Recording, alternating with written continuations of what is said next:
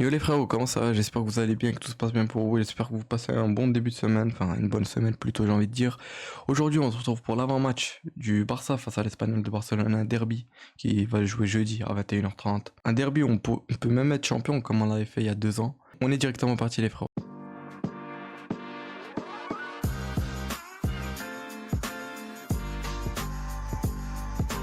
Bon, pour commencer, cette équipe de l'Espagnol de Barcelone, la dernière fois qu'on a joué contre eux, c'était le 3 novembre 2024, on les avait battus 3-1 chez nous. Olmo avait mis un doublé, Rafinha avait marqué. On avait mis 3-0 à la mi-temps, après eux on avait marqué un petit but vers la deuxième mi-temps, je crois que c'était Poado.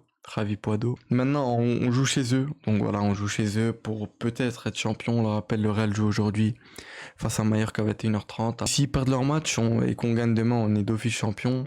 Par contre, je sais pas ce que s'ils gagnent et que nous on gagne, je crois pas qu'on est d'office champion. Il me semble, mais il se peut que je me trompe, c'est pas sûr. Leurs 5 derniers matchs à cette équipe espagnole de Barcelone, c'est 3 défaites, hein. 3 défaites et un nul, une victoire. Une victoire qui remonte au 18 du 4, donc presque un mois. Il y a 1-0 contre Retafe. Le nul, là, ils l'avaient fait contre Valence.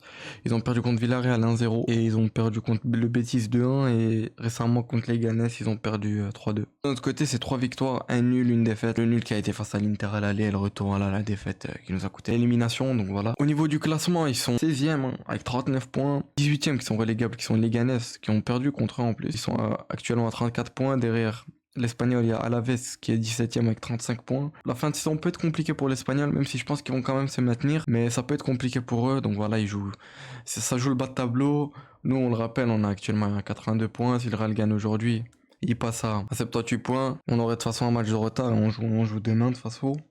Mais on le rappelle, s'ils perdent demain, on est assuré d'être champion. C'est aussi que Flick et son staff, hein, on dit aux joueurs que si on gagnait, qu'on était officiellement champion, qu'ils voulaient pas qu'il y ait de grosses joies, etc. sur le terrain, parce qu'on le rappelle, ils se souviennent de ce qui s'était passé il y a 2 ans, ils veulent pas que ça se reproduise. On se souvient on les avait battus, qu'on avait été champion chez eux. Bah, il y avait eu l'envahissement de terrain, je crois que plus que quelques supporters étaient rentrés sur le terrain. Il y aurait une petite célébration dans le vestiaire, mais il veut éviter toute confrontation, tout problème. Voilà, c'est ça qu'il veut lui surtout. Je tourne aussi la vidéo après la conférence de presse où Flick a pas mal dit de choses qu'on va en parler. Il a notamment parlé de Koubarsi qui allait bien. On le rappelle, lui qui est sorti face au Real Madrid. Il était sorti, on pensait que c'était une blessure, mais c'était rien de grave. Il avait juste, je crois que des nausées ou un mal de ventre. Il a dit que Koubarsi va bien, il s'est bien entraîné. Parce qu'on sait aussi qu'il a eu un petit contact avec Lewandowski qui l'a touché, mais rien de grave à l'entraînement. On lui a aussi demandé s'il allait regarder le match du Real, parce que voilà, s'il perdait, le lendemain on allait être champion si on gagnait, bien sûr. Il a dit que pour l'instant, il savait pas qu'il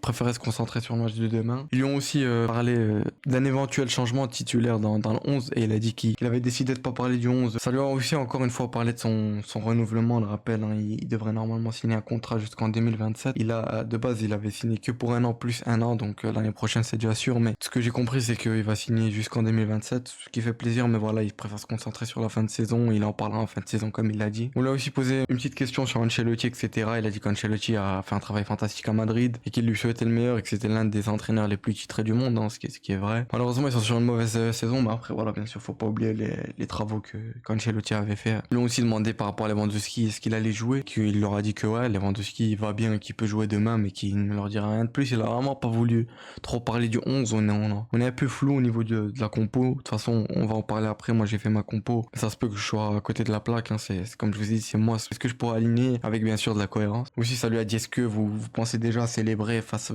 à l'Espagnol de Barcelone avant de jouer le match, etc. Il a dit que c'était pas une bonne idée de penser aux célébrations avant de jouer le match. Et il a dit je sais ce qui s'est passé au stade de l'Espagnol. Voilà, on le rappelle avec Xavi, où je vous l'ai expliqué précédemment, où il y avait eu un supporter qui était rentré parce qu'on avait été champion sur leur pelouse. Ils ont posé une question sur Andreas Christensen. Christensen qui leur a dit il fait de très bon entraînement, c'est un joueur fantastique qui donne beaucoup de puissance quand il joue et quand il a son plus haut niveau. C'est vrai qu'on a vu ses dernières entrées, surtout contre le Real, vraiment il m'a impressionné. Il est revenu d'une aussi grosse blessure et fait un bon match comme ça. Quand je vois ça, je me dis pourquoi est-ce qu'il est pas rentré face à l'Inter. Enfin voilà, après je pense faut qu'on oublie l'Inter, hein, on en parle un peu trop. Et ils ont aussi parlé avec Araujo. Il a dit qu'il avait parlé avec Araujo de ce qui s'était passé, il a dit qu'on doit le protéger, hein. Tout le monde fait des erreurs, c'est des choses qui arrivent, c'est le football, on passe tous par cette étape. Ils ont posé la question pendant 24 minutes, le Real n'avait pas touché le ballon. Il a a dit quand vous voyez que le Real Madrid n'a pas touché la balle dans notre moitié de terrain pendant 24 minutes, cela à voir avec notre pressing, c'était incroyable à voir. Quand j'ai vu ça, il faut en être fier. Je suis totalement d'accord avec lui. On a aussi eu la prolongation, je sais pas si vous avez vu, mais de Geoffrey Torrens,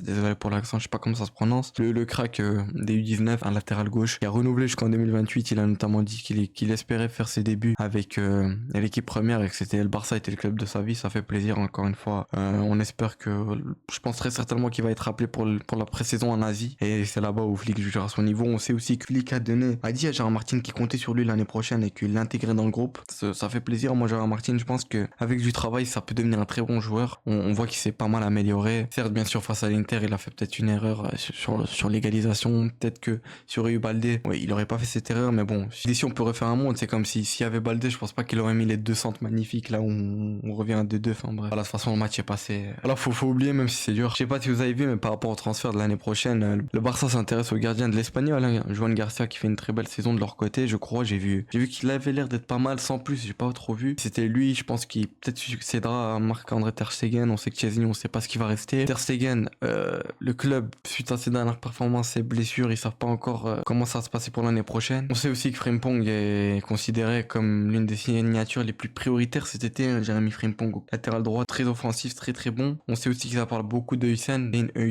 je sais pas comment vous dites. Le club qui est beaucoup plus sur lui, c'est le Real Madrid, on le sait. Je crois qu'ils sont beaucoup intéressés à sa clause. J'ai vu même que ils auraient même payé sa clause. Après, je sais pas ce que c'est des vraies sources. Mais il y a le Barça qui s'intéresse à lui aussi. Et puis voilà, je pense que j'ai un peu parlé de tout. On va directement passer à la compo, les frères. Bon, pour cette compo, une compo assez classique avec pas mal de petits changements, mais je vous cache pas que j'ai hésité à pas mal de postes. On va directement en parler. Ici, au cas, je vous cache pas que j'hésite entre Ter Stegen ou Chesney. Ter Stegen qui avait joué face à Valladolid le match passé, qui avait fait, je trouve, un bon match, la vérité. Ici, je pense pour moi, il va quand même partir avec Chesney, mais s'il met Ter Stegen, ça m'étonnerait pas. Poste de latéral 3, Eric Garcia qui fait vraiment une très très belle saison. Il dépanne partout, le frérot. Koundé qui est encore blessé, malheureusement. Cette charnière défensive, c'est là où j'ai le plus gros doute. Pas Araujo, je pense qu'il va être titulaire par rapport à Koubarsi. Je pense, pour moi, on le rappelle, Inigo est suspendu. Pour moi, en vrai, je pense que Koubarsi va quand même débuter, mais s'il met Christensen, c'est comme avec Ter Stegen, ça me choquerait pas, honnêtement.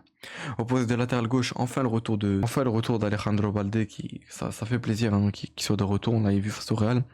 Vraiment, tu sens vraiment, il va trop vite offensivement, c'est très fort. Dans ce milieu, j'ai envie de dire, voilà. Je pense qu'il n'y a pas de surprise, Pedri, De Jong, ou peut-être, en vrai, on pourrait, pourquoi pas voir un Gavi. C'est vrai que ça fait un moment, là, qu'on l'a plus vu titulaire, mais je pense qu'il va quand même partir avec ça. Pedri, De Jong, voilà, qui sont sur une très très grosse saison. De Jong qui vraiment est beaucoup dans l'ombre, mais qui fait des performances exceptionnelles. Encore une fois, contre le Real, il a fait un très très bon match. Sur les ailes, comme d'habitude, il y a Lamine Yamal, l'un des prétendants numéro 1 que j'ai vu. Et pour moi, non, peut-être pas le numéro 1, mais Yamal pour le Ballon d'Or, qui a de très grandes chances de le gagner, le Ballon d'Or. On le rappelle, à 17 ans, ça parle qu'il va peut-être gagner un Ballon d'Or. C'est lunaire, Après voilà, s'il le prend, ce serait pas un vol. Rafinha, voilà, lui qui, je pense, on est tous d'accord. Enfin, pour ma part, je pense que celui qui mériterait ce Ballon d'Or là serait Rafinha pour la saison qu'il fait. C'est exceptionnel, mais de toute façon, voilà, le Ballon d'Or est très loin. La saison n'est pas finie, on en parlera au moment venu. Au poste de numéro 10, pour moi, je partirais avec Olmo, même si ça m'étonnerait pas qu'il y ait un Fermin ou un Gavi, sincèrement. Fermin qui fait de très très belles performances en ce moment. Olmo qui est un peu en dessous, je trouve, moi, pour ma part.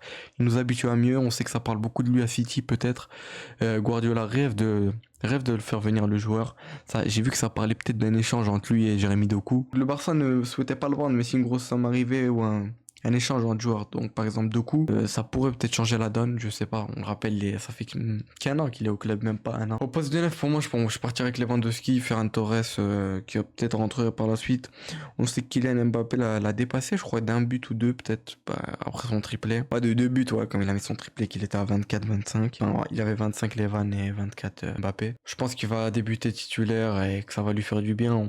Flick n'a pas trop parlé de ça, mais je pense que si c'est pas lui, ce sera Ferran Torres. Je pense pas qu'on va voir un Pau Victor qui, de ce que j'ai vu les dernières news, le plus probable, ça serait que cet été, il est décidé de quitter le club. Malheureusement, de quitter le club, soit sur un transfert ou un prêt. Voilà, il a lui qui avait fait une très belle pré-saison, mais qu'on n'a pas beaucoup vu. Et quand il rentrait, c'est pas dans des matchs assez simples, en fait, le souci. Ça aussi, c'est qu'il rentrait dans des contextes où, quand t'es un joueur de rotation, comme lui, un jeune, c'est compliqué de faire la diff. Et puis voilà, les frères, pour moi, je partirais avec cette compo. N'hésitez pas à me dire, vous, ce que vous en pensez de la compo. Moi, je pense que ça serait celle la plus probable pour moi. Après, je pense très certainement qu'il va y avoir qu'il va y avoir des petits changements. Donc voilà les frères, j'espère que vous avez aimé la vidéo. N'hésitez pas à me dire vous, votre pronostic par rapport au match. Moi je sens bien le match, en vrai je pense qu'on va quand même s'imposer. Est-ce qu'avec un gros écart, je sais pas. Mais n'hésitez pas à me dire vous. Si n'hésitez pas à liker et vous abonner les frères, merci du soutien, vraiment ça fait extrêmement plaisir le soutien que vous m'apportez. Et puis voilà les frères, on se retrouve vendredi pour le débrief du match, vendredi ou samedi. Tout dépend est-ce que j'aurai le temps parce que voilà que la reprise des cours c'est assez compliqué, j'ai repris là. Mais voilà, de toute façon il y aura le débrief après le match. Et puis voilà les frères, prenez soin de vous, passez une agréable fin de semaine. C'était Adro, prenez soin de vous les frères.